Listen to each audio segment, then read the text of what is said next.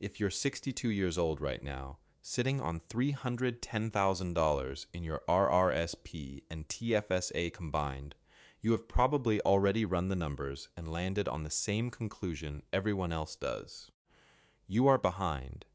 You have heard the statistic making the rounds, the one that says only 1 in 6 Canadian retirees actually have $500,000 or more saved, and you have quietly filed yourself under the other 5.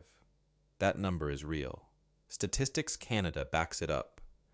But it is also missing an entire asset sitting right in front of you, one that never shows up on your RRSP statement or your online banking app. For many people reading their balance and feeling short, the true number, once you count everything the government already owes you, is not $310,000. It is closer to $800,000, sometimes more. I have sat across from people who did exactly this, who added up their RRSP, their TFSA, maybe a small pension, and quietly decided they had failed at retirement planning.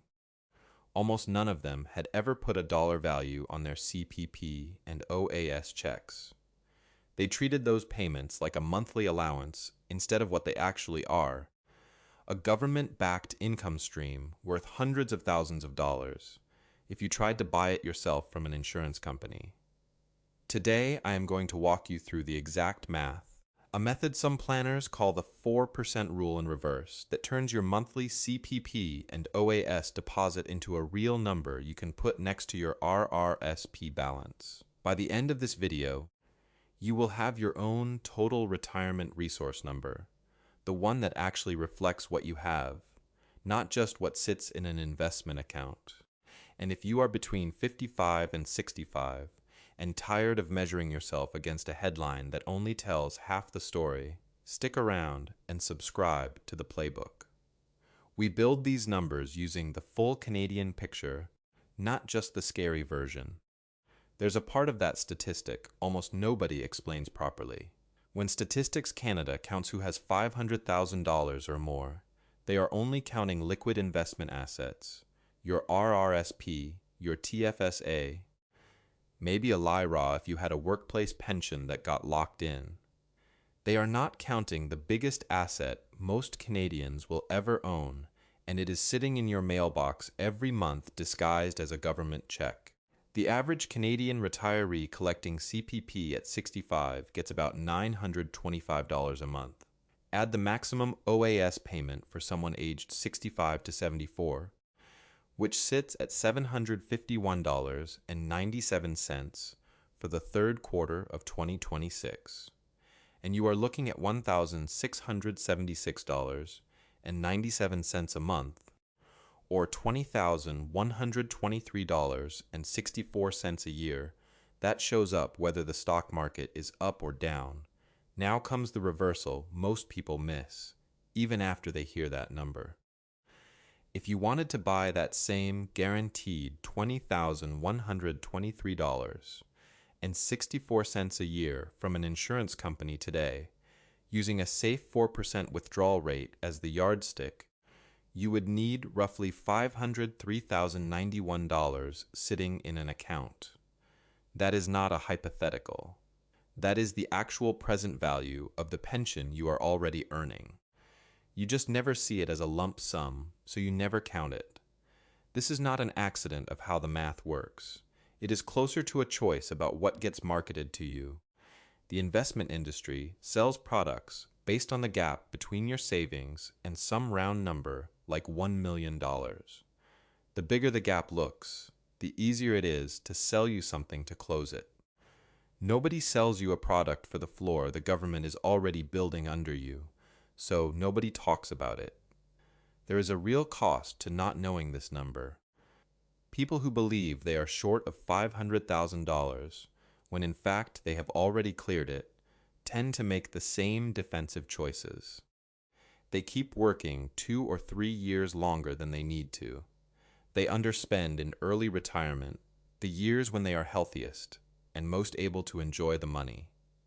That caution feels responsible in the moment, but it quietly costs them time they do not get back, and the floor is bigger than most people assume. Statistics Canada's own survey of financial security puts the median net worth of senior families in this country at $1,109,700.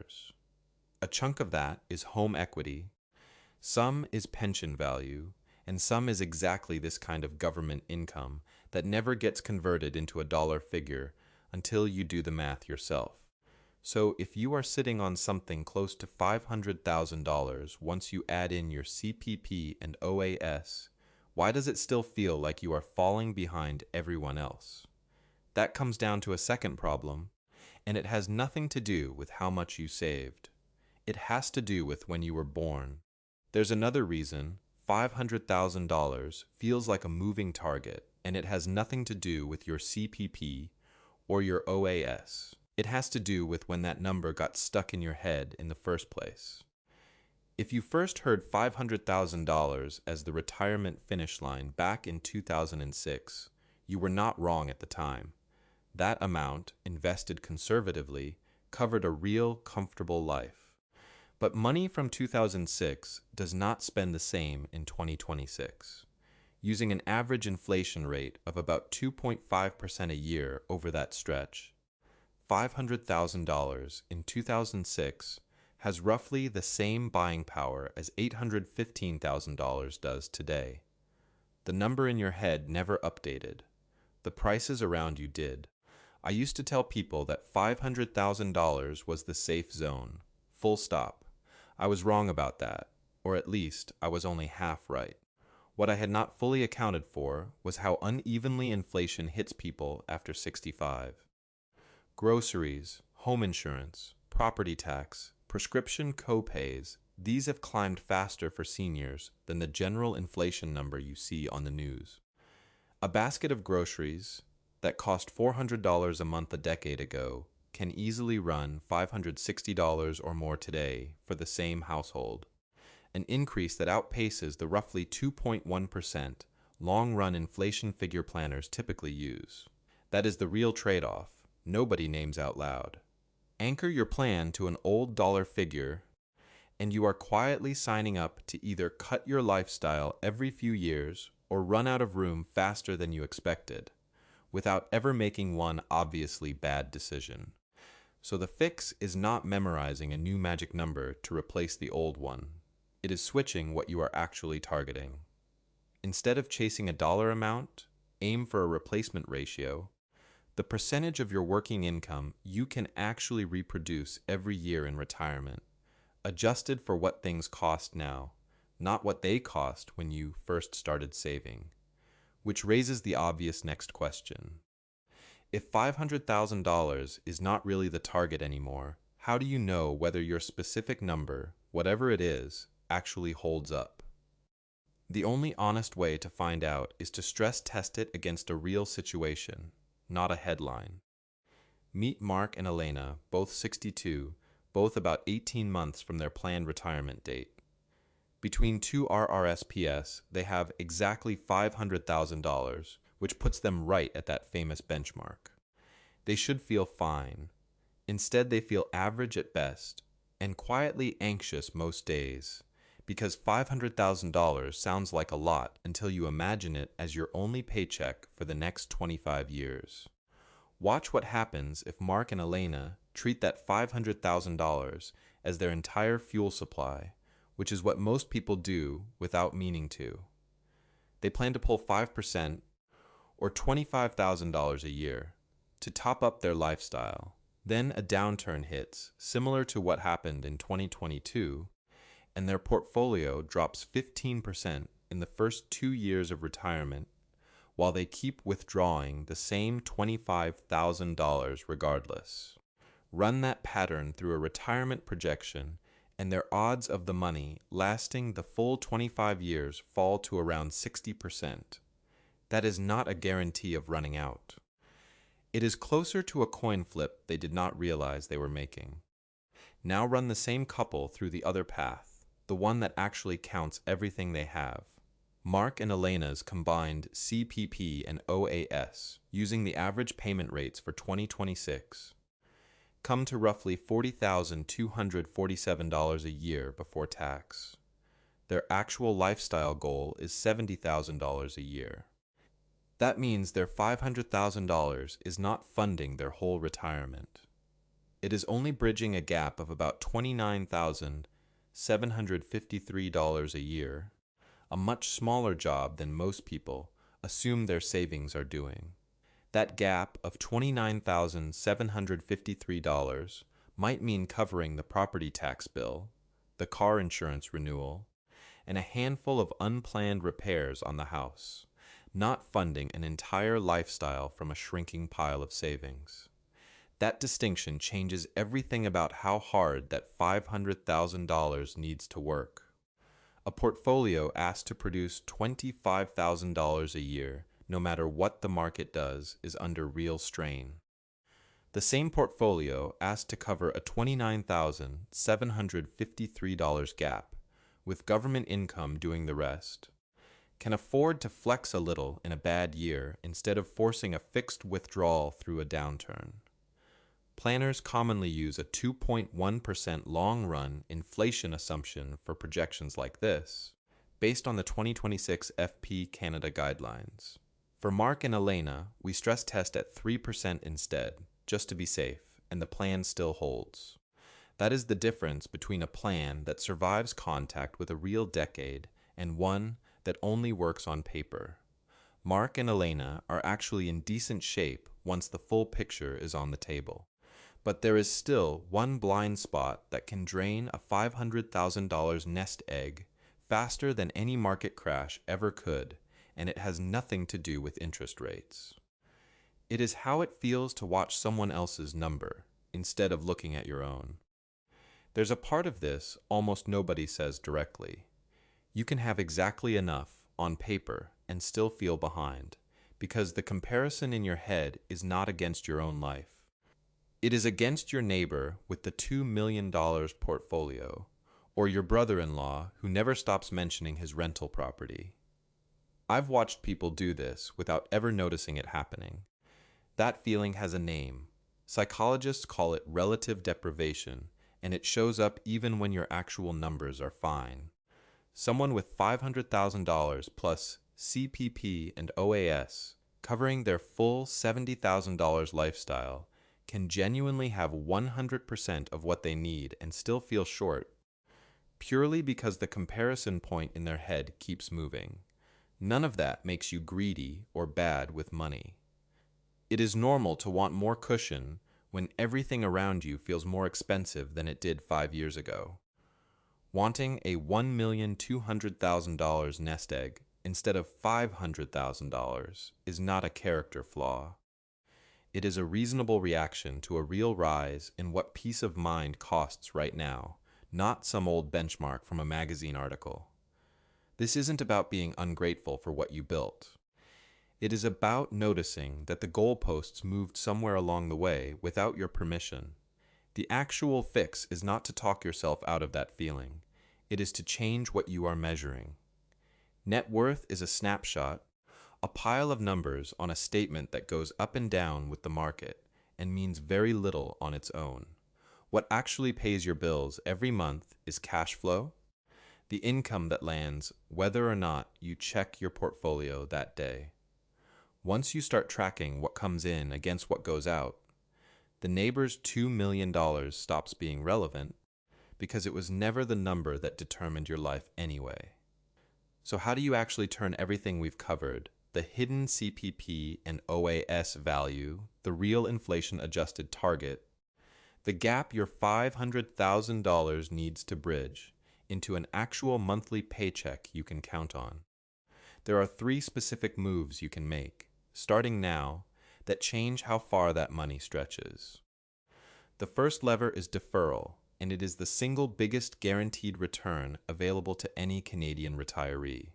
Every month you delay starting CPP past 65 adds 0.7% to your payment permanently.